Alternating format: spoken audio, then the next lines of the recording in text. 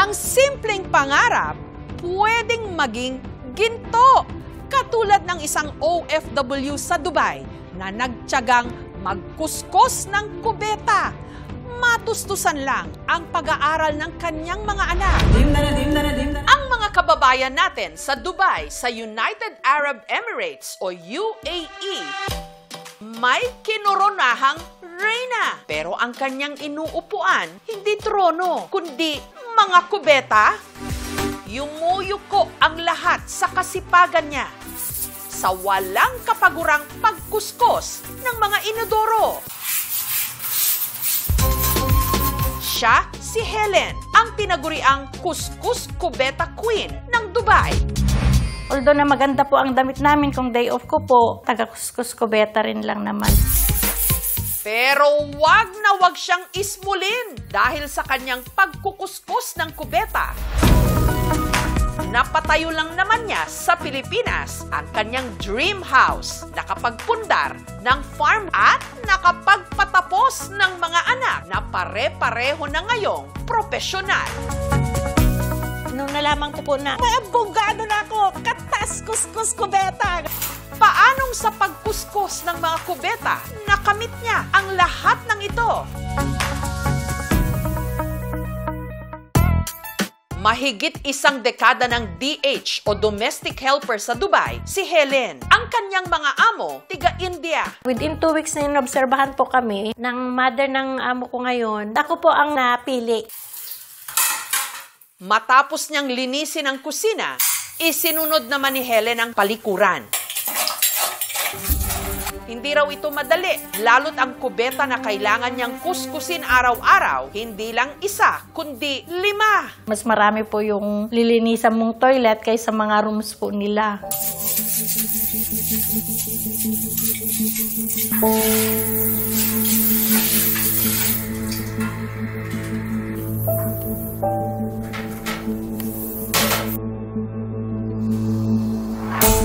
At dahil madalas na nababasa sa paglilinis, nagpalit siya ng damit.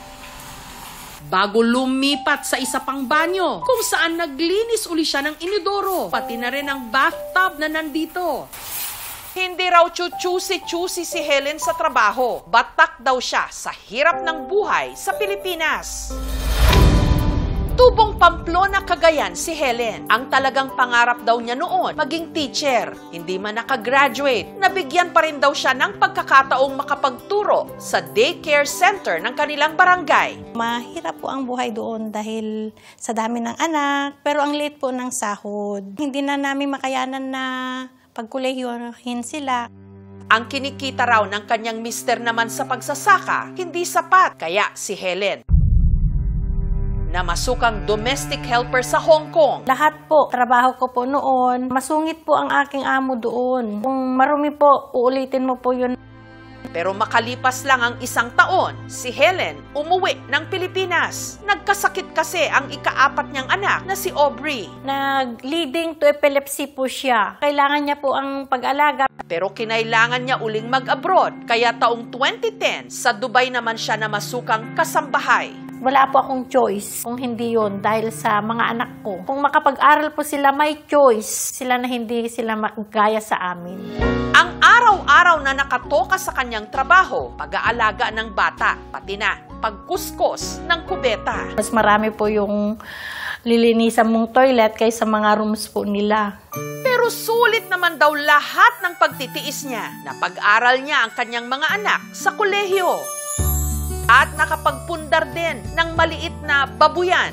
Ayun, hanggang sa lumago naman, nagkaroon ako ng 4 na inahin na ngayon. Kahit doon man lang, masasabi kong ako'y tagumpay. Ngunit may kapalit ang ginhawa. Hindi natutukan ni Helen ang paglaki at pag-aaral ng kanyang mga anak. Kung anak ko dumawag siya, sabi niya, "Ma, grade 1 na ako next year. Hindi ka pa umuwi." Parang hindi mo alam kung ano yung sasagot mo. Lalo na po pag contest na nananalo sila, yung nandun ka dapat, wala ka. Sila lang, yung teacher lang ang umaalala. Ayaw ko siyang umalis noon. Gusto kong ma-attend siya ng graduation. Pero nung time na hindi siya naka-attend. Ang alam ko is yung nanay ko is yung lola ko po. Sabi ko, dyan ka na lang, alaga mo dyan, huwag ka nang bumalik ako. Tapos sinira ko po yung kwarto ko, yung mga libro ko, ganun. Tinapon ka lang ganun. Malungkot din kasi, di ba, kailangan ng nanay sa bahay. Kasi super maliit pa kami. Tapos meron yung mga nagsusuklay ng buhok, ganun. Sinusuklay ng mga buhok ng mga nanay, ganun. Parang hindi ko siya naramdaman na parang ganun. Kada 2 taon lang daw kasi kung makauwi siya sa Pilipinas. Sabi nila is papunta si mama pero hindi ko po kilala. Kaya yung sinabi mama mo yan, kausapin mo, tumakbo po ako sa kwarto ko, natatakot po akong lumapit. Ayoko po siyang hug noon. God. Wala pong doon. Wala po akong magagawa. Natutulog po ako, tapos nung nagising ako may nakahag na sa akin. Yun. Ang ipinagpapasalamat na lang niya, masigasig mag-aral ang kanyang mga anak. Yung mga anak ko, excel lahat para makauwi rin ako sa kanila. At makalipas nga ang mahigit 1 dekada ng pagpupuskos ng mga kubeta, ang 4 sa 7 mga anak ni Helen, mga professional na. Hindi man niya natupad ang pangarap niyang maging guro. Ang panganay naman niyang si Madeline, licensed professional teacher na ngayon. Si Helmoer naman, civil engineer. Tapos naman ng financial management, si Aubrey. At si Frank, isa na ngayong abogado.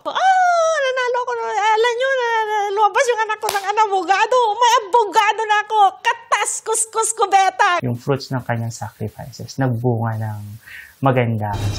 Napaayos na rin ni Helen ang kanilang dream house. At nakabili ng ekta-ektaryang lupa sa Cagayan. Plano kaming gawan ng resort. Graduate man na ang 4 niyang anak, si Helen, hindi pa graduate sa pagkuskus ng kubeta.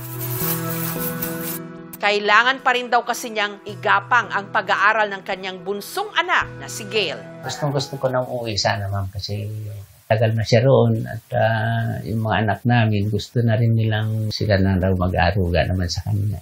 Dahil sa pagsisikap at pagiging ulirang ina ni Helen, nito lang nakaraang taon, Gawad Kasambahay Season 2 goes to Helen Atuon! Congratulations!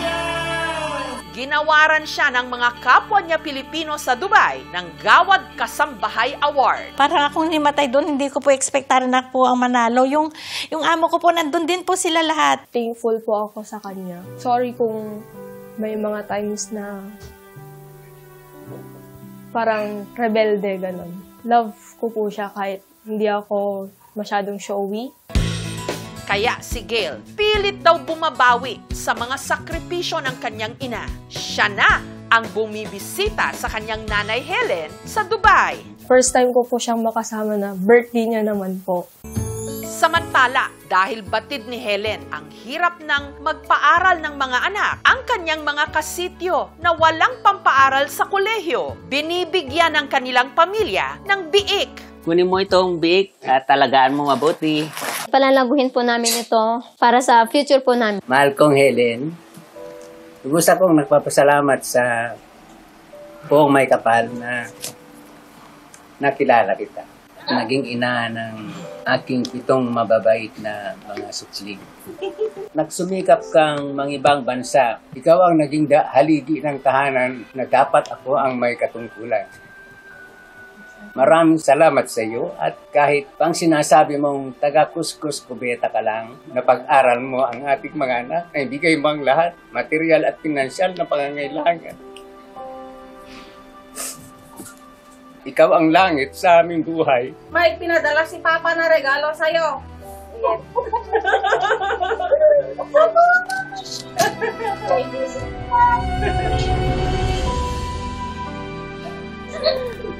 Thank you so much. Thank you so much. Love you all. Love you all. Thank you.